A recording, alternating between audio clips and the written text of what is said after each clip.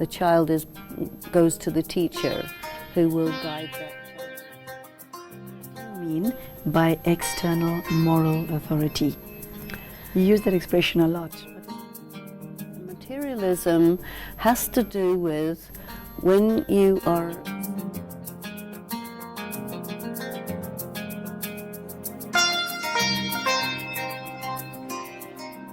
Hello, it's great to have all of you back for the course in Values and Spirituality. Today we will be looking at developing moral muscle. For those of you who are following us with the book, we are on page 103 and we're almost at the end of book number 1. As you know, I'm in the studio with Sister Denise, who is the author of these 8 books, and on your behalf I bid her a very warm welcome. Hello, Sister Denise. Thank you very much. Hello. Okay, developing moral muscle. I'd have to point out what is contained in the first few lines of this chapter. 2 components essential for effective education in values and spirituality are experiential understanding of universal core values and the ability to make ethical decisions. I would like you to explain what those terms mean, and more specifically, how does one apply it practically? You remember in another episode I talked about feeling. Feeling yourself, feeling what has happened to you. And experiential understanding of universal core values means that you have experienced to feel what does it mean to be at peace. You feel what love is, you feel what personal power is, because when you've felt it, it's part of you. This real deep feeling of these characteristics, these qualities, has to come together with willpower. Feeling is in the mind. Willpower is in the intellect. When you have felt it, and you also cultivate willpower, then you are equipped to shift yourself from whatever your condition is into one of self-responsibility to be able to actually apply what we're calling here as moral muscle. Moral muscle I'm equating with the will to do what you know is the right thing. When somebody is morally weak, and you also hear this word moral fiber. It's an analogy that says that you can really stand up for what you believe in. I'm remembering a judgment that I heard in South Africa a while ago by a very well-known judge, where he used the word that the accused had lost his moral compass. I like that expression a lot. And moral compass is also an expression that we use in this course a little later on, because this is where you understand your direction and you go in that direction. And once you go off in the wrong direction, you're going to end up in the wrong place. Very often a person really knows that what they feel like doing is not right. And the ability to prevent themselves from doing it is so weak that they do it anyway. Yes, many find themselves in that position. This is what I call weak will. And one of the attributes of addiction, which is also called a progressive disease of the spirit, is that your ability to actually do what you know is the right thing is gone, altogether gone. So either you have to restore it when it's totally gone, or you have to strengthen it when it's become weak. Now, how does a person become weak-willed? I think it is that you repeatedly do actions against your conscience, and this will erode your willpower. So in order to bring it back to its proper position and to its proper strength, you have to start to act according to your conscience. And that requires a great deal of courage, because there's a price to pay for that. What price are you referring to?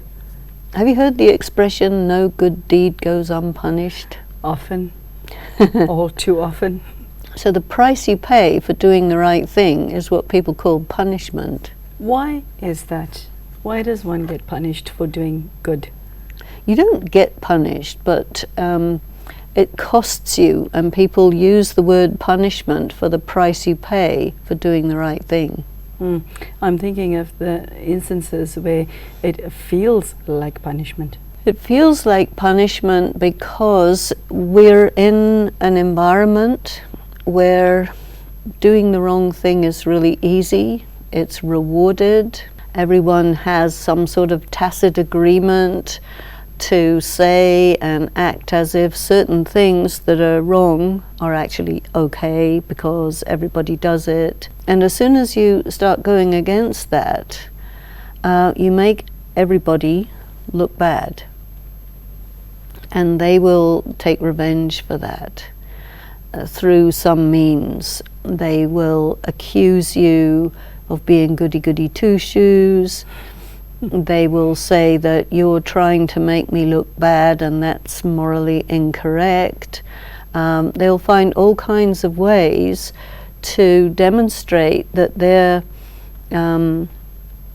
ego reaction, because you make them look bad in terms of it's an attack on their false ego, and then the ego responds to that very powerfully with an attempt to make you feel bad about doing the right thing. This is the kind of punishment you get.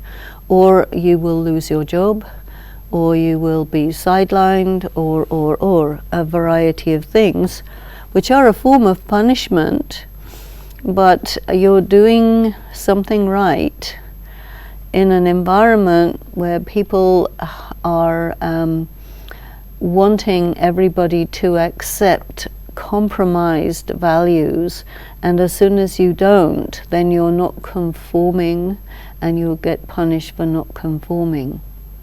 In the name of being a non-conformist is the same thing as being bad. So conformity and morality becomes the same thing, and this is why ultimately my thinking is that conventional morality is not what we need. It has failed us because of this very reason, and so instead of that, what I'm proposing is for a person to develop a very powerful connection with the divine and to absorb virtue and spiritual power, and then morality in comparison with that is second class, second grade, and you don't need it.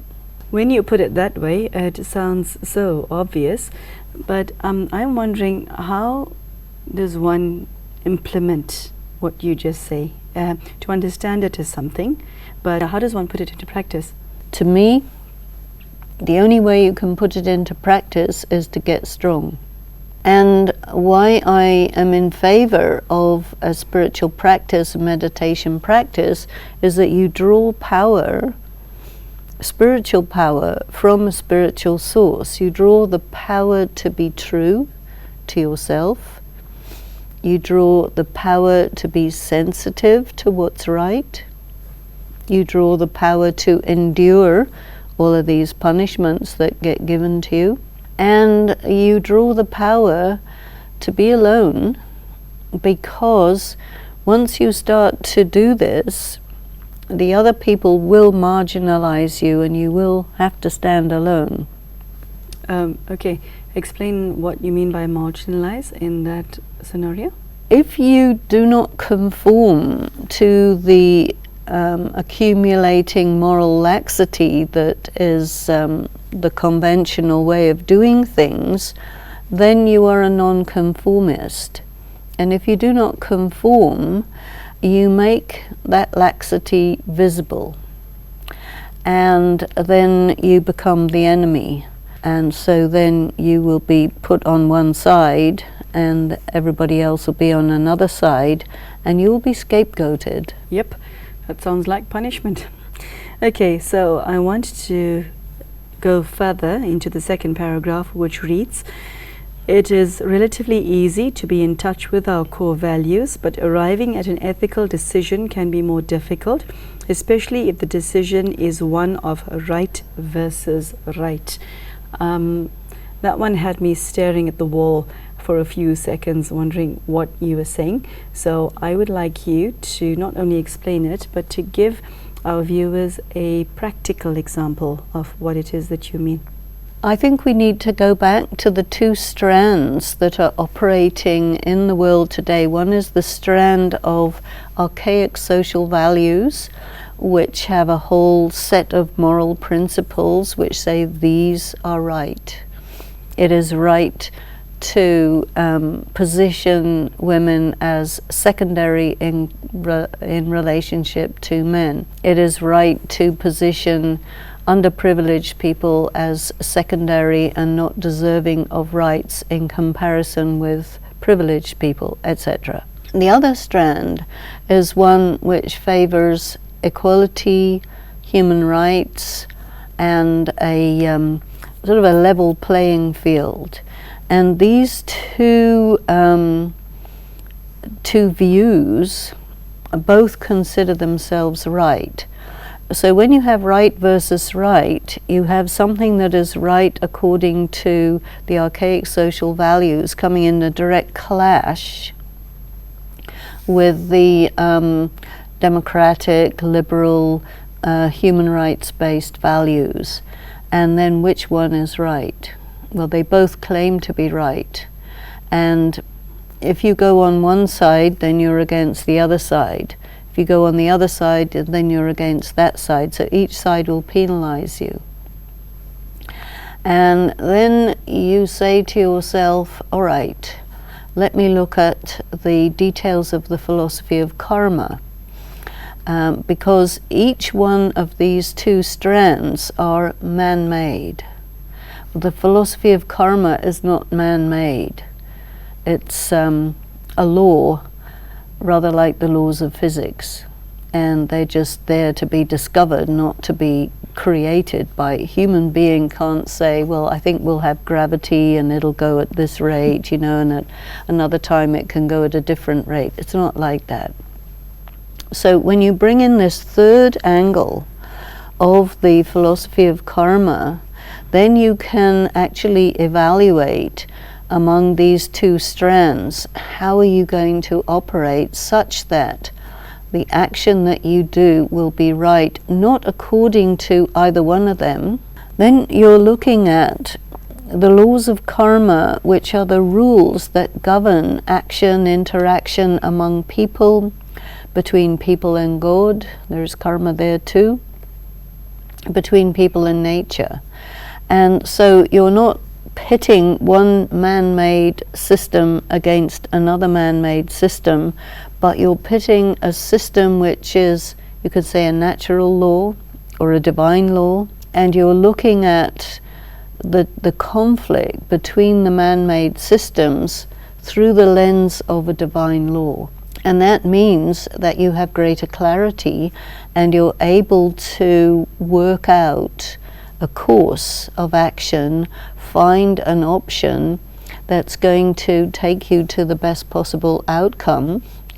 And you may incur the wrath of the people who represent either one of these two strands, but you'll be able to hold your own in terms of arguing your case for what you did. That's good. It does feel, at the end of what you just said, that the person will have developed some sense of self-pride at having made such an achievement, such a personal achievement. It's a huge thing. I think sometimes people don't give themselves enough credit for being able to achieve the ability to work with these three strands, two man-made strands, and one, I'm calling it a divine strand, but a natural law also. You go on to say in paragraph 3, willpower is a further essential component of sound character. Many things weaken our will, and then you go through a list. The more we indulge in unproductive thoughts, the weaker our moral muscle becomes. Self-doubt, ambivalence, and lack of confidence also weaken the will. Now, as I read this, I see that most of us on the planet have these insects that take a bite at our sense of self on a daily basis. We may lack confidence and have self-doubt, ambivalence, and lack of self-confidence as far as the way we look, the way we speak, our professional lives, no matter how good you may be at it or not, your relationships, your personal relationships, your professional relationships, your relationships with your children, your friends, your family. This happens in every area of our lives. It's bites that happen on a daily basis. How does one resolve this? Well, you have to see your situation vis-a-vis those who maybe send the insects, you can say. In a society which is patriarchal, anyone who's a woman has received messages throughout her life that women are not to be trusted, they're not intelligent, they don't know what they're doing, they're basically liars. And if you say something that corresponds to your position and your own values, you will be met with a barrage of messages that are trying to discount your position and put you down. And this is something that can really weaken your will. What that means is that if you are in an inferior position, you have to be far superior in terms of how you apply your intelligence, your sense of self-worth, etc., because the odds are stacked against you.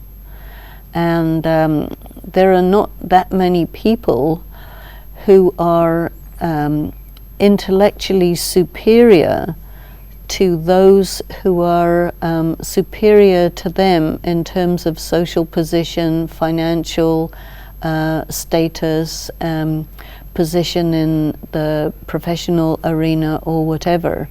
And so it's those few who are very adept, who have to, in a sense, carry the weight for all the others who are not. And what happens in the patriarchal society is it'll create patriarchal women.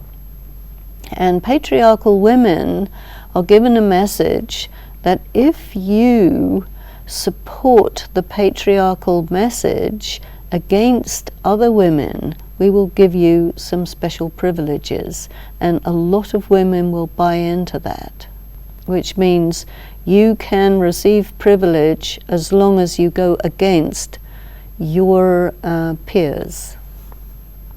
And then if you have a woman who says, well, I'm not going to buy that one, I'm not going for that deal, then instead of getting the privilege of the patriarchal women, you will be shot down very powerfully, which means that not only you have to be intellectually and in every other way superior, but you have to know how to defend yourself in an unequal combat.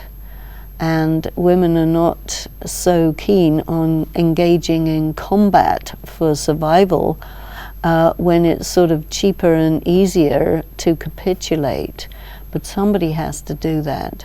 Okay, so you end off by saying, on the other hand, courage, commitment, self-sacrifice, and perseverance strengthen our willpower. Once a person has defined, formulated, and decided upon their own ethical policy, it is easier for them to exercise willpower and remain immune to external influences. This is very powerful, and I think something that in our hearts of hearts we all aspire to be. But how to get there? It seems like Mount Everest to most viewers. You know, there are a few people who are Everest summiteers, and when somebody has done it, it means it can be done.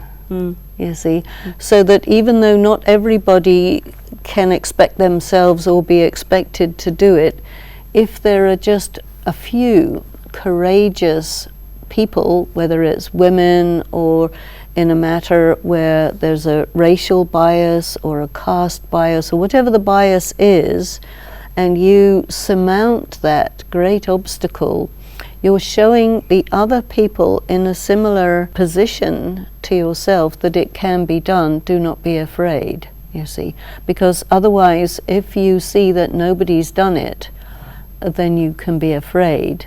And that system of intimidating large groups of people is broken when one person doesn't get intimidated and one person breaks through, or a few people break through, then it creates a more level playing field, even though the odds are stacked. You see, it changes how people feel about themselves and think about themselves.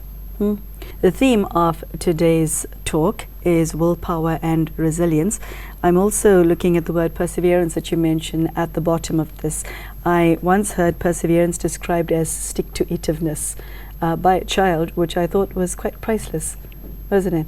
Wonderful. Okay, so tell us, what is willpower and resilience? I must say resilience is a beautiful term, and it resonates such power. What it says to me is that the more stronger one chooses to be, the more resilient you become against whatever life throws at you, and the more your self-respect grows. So take us through this and why you think it's important for the viewer to know. Once a person decides to embark upon a course like this, and they want to develop their capacity to meditate and to live according to the principles of spirituality, one of the things they also learn pretty quickly is there will be opposition. Yeah. So your relationship with opposition changes, because a regular person is trained to think that opposition means you shouldn't do it.